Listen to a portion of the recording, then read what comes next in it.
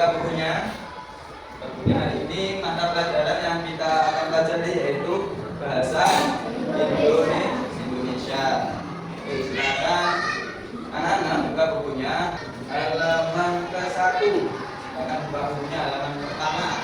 Nah, kita belajar yang A, menemukan informasi dalam cerita.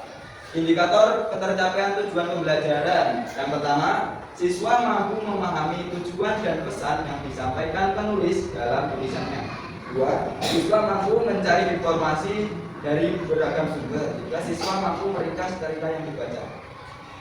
Dan yang nomor 1, menemukan pesan dan tujuan dalam cerita. Yang A, pesan dalam cerita. Salah satu bagian penting dari cerita adalah amanat. Ayo, kalian tahu amanat? Amanat atau pesan-pesan. Pesan ini berguna dalam tuntunan menjalankan kehidupan sehari-hari. Terdapat 2 jenis amanat, yaitu amanat tersurat dan tersirat. Jadi amanat itu dibagi menjadi 2. Yang pertama amanat tersurat, yang kedua amanat tersirat. Amanat tersurat itu apa? Amanat tersurat itu adalah amanat yang cara menyampaikan pesannya dengan jelas.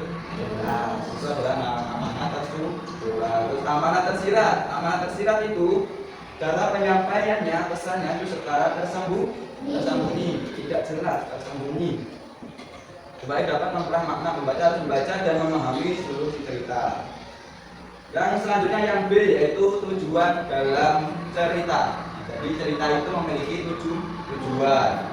Tujuannya apa? Tujuannya yang pertama itu menghibur.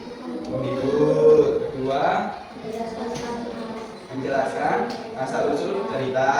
Yang ketiga, mengisahkan pengalaman pribadi. Yang keempat, inspirasi pembaca. Nah, itu adalah tujuan dalam cerita. Yang selanjutnya yang nomor 2, yaitu menemukan informasi dalam cerita. Menemukan informasi dalam cerita dibagi menjadi berapa? Ya, kapan tahu? Coba kalian dibaca.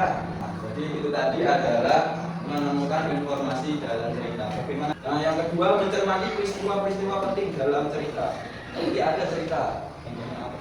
Peristiwa-peristiwa penting mesti ada dalam cerita. Itu kalian cermati peristiwa-peristiwa tersebut supaya mendapatkan informasi. Yang ketiga, mencermati setiap tindakan tokoh dalam cerita. Nah, tindakan tokoh itu dibagi menjadi berapa? Ada antagonis, protagonis, ada jahat, ada yang baik. Itu cermati tapi dahulu tindakan-tindakan yang dilakukan oleh tokoh cerita. Yang terakhir, membuat daftar pertanyaan. Setelah semua selesai, buat daftar pertanyaan. Pertanyaannya itu ada 5W+1. Yang pertama ada apa, di mana, siapa, kapan, mengapa, dan bagaimana. Yang nomor 3 ada meringkas cerita. Ada yang ngantuk nih, yuk kita tepuk lagi ya supaya tidak ngantuk. Masih semangat? Masih. Tepuk semangat.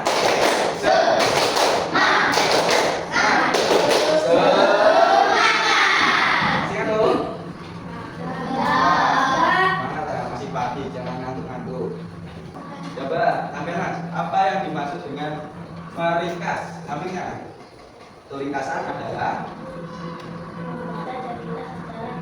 artinya yaitu ringkasan adalah bentuk singkat dari sebuah bacaan yang memuat beberapa isi pikiran. Itu adalah ringkasan. Langkah-langkahnya dalam ringkasan membaca cerita secara keseluruhan. 2. Memilah bagian-bagian penting untuk dicatat. 3. Memparafrase gagasan utama. 4. Membuat susunan pokok bacaan. Dan yang kelima, menulis ringkasan dengan itu tadi adalah ringkasan sebuah cerita. Dan kalian buat PR ini nanti sampingnya. Nah, itu ada soal, ada 5 soal. Jawablah soal-soal berikut berdasarkan cerita tersebut. Itu silakan dijadikan PR. Coba tepuk semangat.